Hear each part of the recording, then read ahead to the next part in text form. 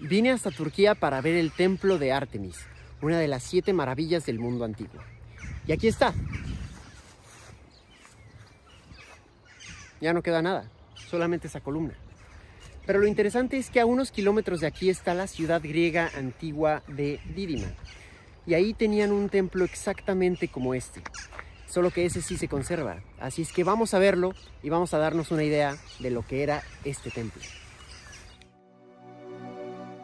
Situada en la costa occidental de Turquía, se encuentra esta región conocida como la Jonia, que en la antigüedad era el lugar de varias ciudades-estado griegas como Éfeso, Esmirna, Mileto y Priene.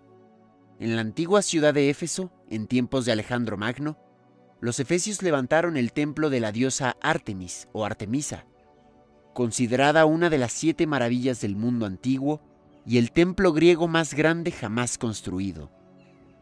No muy lejos de Éfeso, al sur de la gran ciudad de Mileto, estaba el santuario de Apolo en Dídima.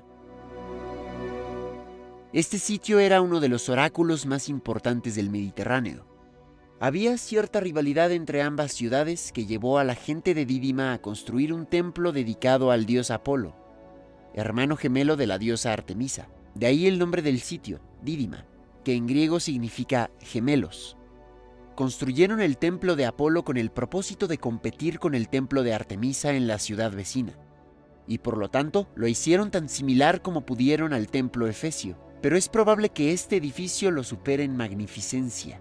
Especialmente, el templo de Apolo en Dídima es único porque es de cástilo, cuenta con 10 columnas tanto en su frente como en su parte trasera, a diferencia del templo de Artemisa que es octástilo, o sea que tiene 8 columnas. Esto hace que el templo de Apolo en Dídima sea un ejemplo verdaderamente único, ya que ningún otro templo griego fue construido con una organización de cástila. Este templo es raro y único por varias otras razones.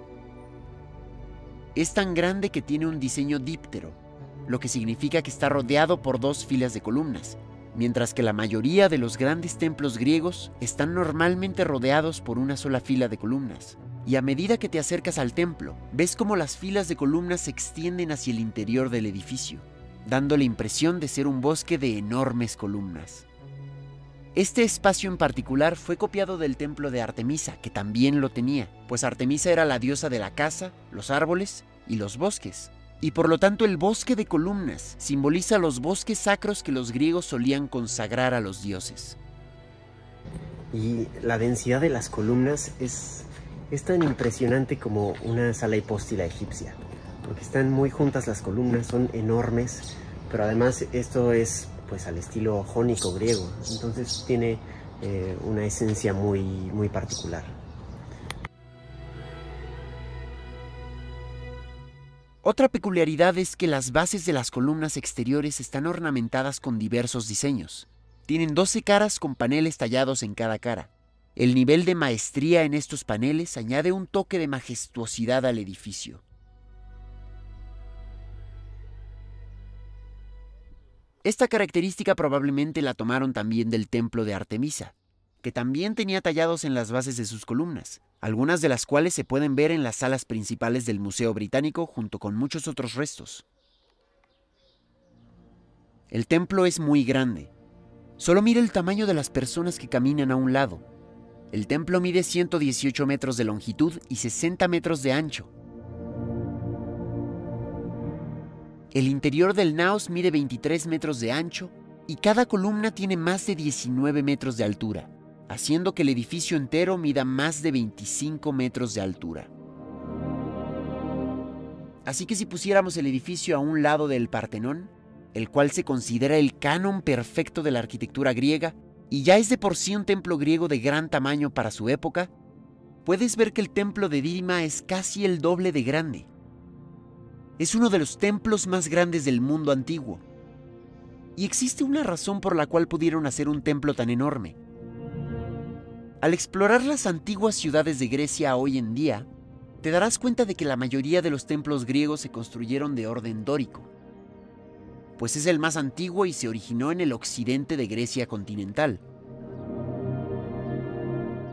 Sin embargo, en la región de la Jonia surgió el orden jónico, significando una gran innovación arquitectónica que permitía la construcción de estructuras más altas gracias a sus proporciones más esbeltas y elevadas. Estos son algunos de los templos jónicos que son conocidos por su escala monumental, puestos junto al Partenón de orden dórico. Estos templos son la cúspide del poder, la opulencia y la innovación cultural jónica. No existía ningún templo de tal magnitud en la Grecia continental en aquella época. Y solo para darles una idea de la escala de este templo, observen el tamaño de la columna. Ni siquiera puedo hacer que quepa en el cuadro de lo grande que es. Miren todos los detalles, los tallados. Es increíble. Y todas las columnas son así, todas tienen tallados especiales y escultura.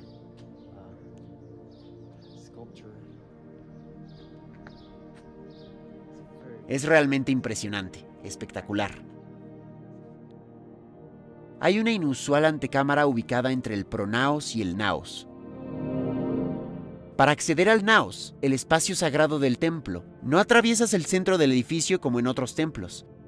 Esta abertura que se ve en la planta, aunque tiene 14 metros de altura, no es una puerta, ya que el nivel de piso de esta antecámara está a 1,5 metros por encima del nivel del pronaos.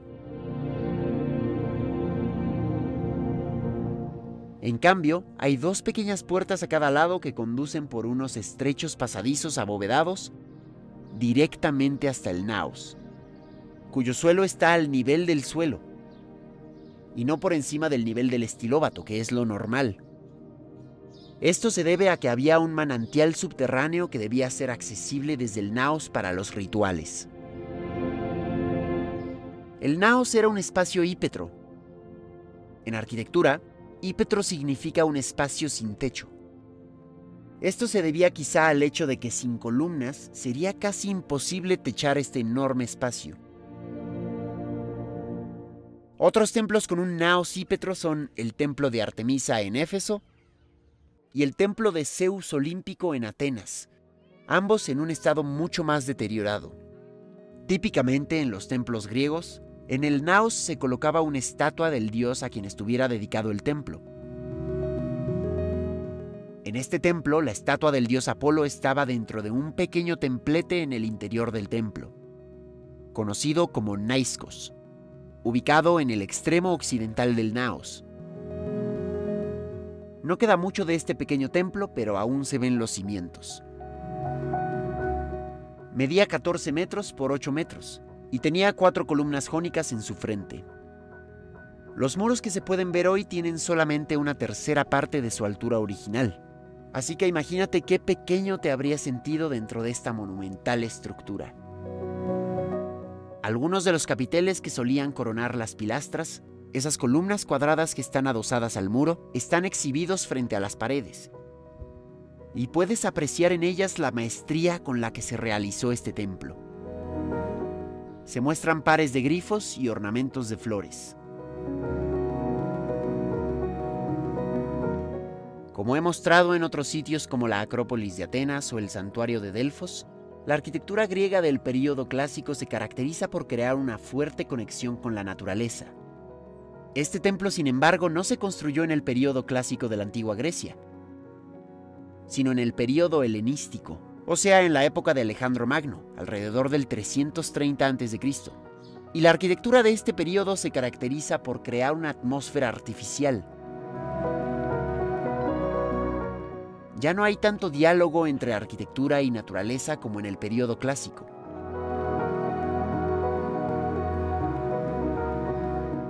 Así que los enormes muros del naos te envuelven y te desconectan del exterior.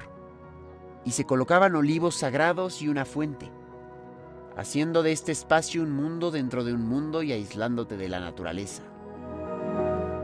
En caso de inundaciones, hay una pequeña abertura en la esquina izquierda del muro trasero para drenar el agua. En el extremo oriental del naos, una majestuosa escalinata de 24 escalones conduce a la antecámara a través de 3 portales flanqueados por columnas corintias adosadas al muro. Esta curiosa disposición debía estar conectada con el propósito oracular del santuario.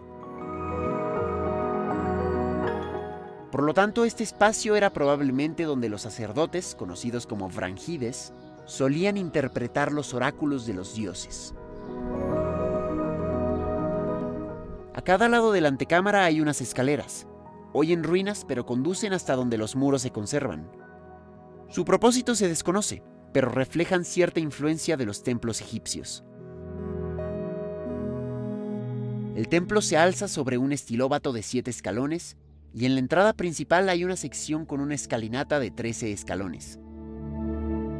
Este templo, al igual que el Partenón de Atenas, incorpora correcciones ópticas para engañar a nuestros ojos, con una ligera curvatura en sus elementos que lo hace ver más horizontal en lugar de arquearse hacia abajo en el centro. En las paredes, y especialmente en el estilóbato, se encuentran muchos grafitos antiguos. Los escalones del sur del templo se utilizaban como asientos para los espectadores de los juegos que se celebraban en un estadio que ya no existe. Y las personas marcaban sus asientos grabando sus nombres en ellos, como aquí. Igimanaru, el asiento de Igimanaros, y Labru, el asiento de Labros. Incluso hay planos constructivos tallados en las paredes y el pavimento de este templo. Cada parte de este templo tiene extraordinarios tallados. El arquitrabe presenta motivos de plantas y leones. Las cornisas y las bases tienen bajorrelieves. E incluso los capiteles de las columnas de las esquinas tenían cabezas de dioses y animales esculpidas, reemplazando las características volutas del orden jónico. Originalmente, una serie de cabezas de Medusa habrían aparecido en el friso sobre el arquitrabe.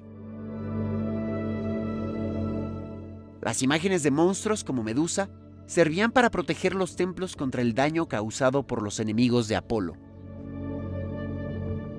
Dado que el templo está en ruinas, se pueden observar muchos de estos elementos dispersos alrededor del edificio.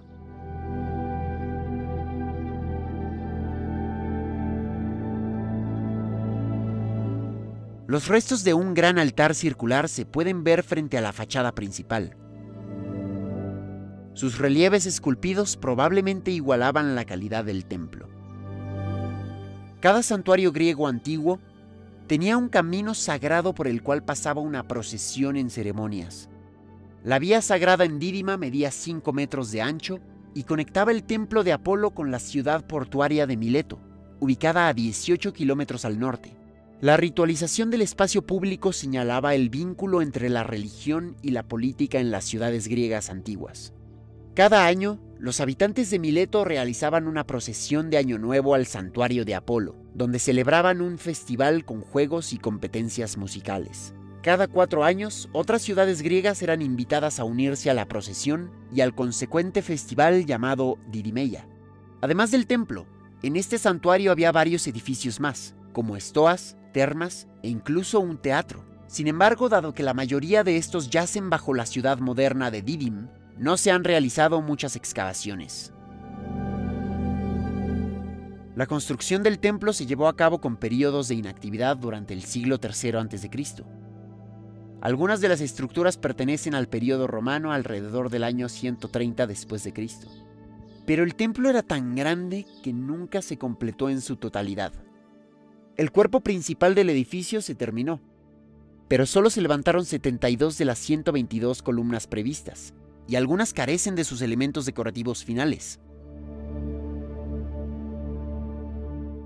Por ejemplo, de las 3 columnas que se mantienen a su altura total, una carece de sus estrías. El techo y los frontones no se completaron antes de que Teodosio, el emperador que convirtió el Imperio Romano al cristianismo, cerrara el templo y pusiera fin al oráculo, lo que provocó que la construcción del templo quedara detenida. En la Edad Media se construyó una iglesia bizantina dentro del naos del templo de Apolo. Los últimos restos de esta iglesia fueron demolidos en 1925 para obtener una mejor comprensión del templo helenístico original. Sin embargo, aún se pueden ver fotografías antiguas de los restos de la iglesia bizantina. El templo de Apolo en Dídima es una colosal obra maestra de la arquitectura griega antigua. La escala monumental de sus columnas y su interior dejan una impresión indeleble, destacando la grandeza y ambición de sus constructores.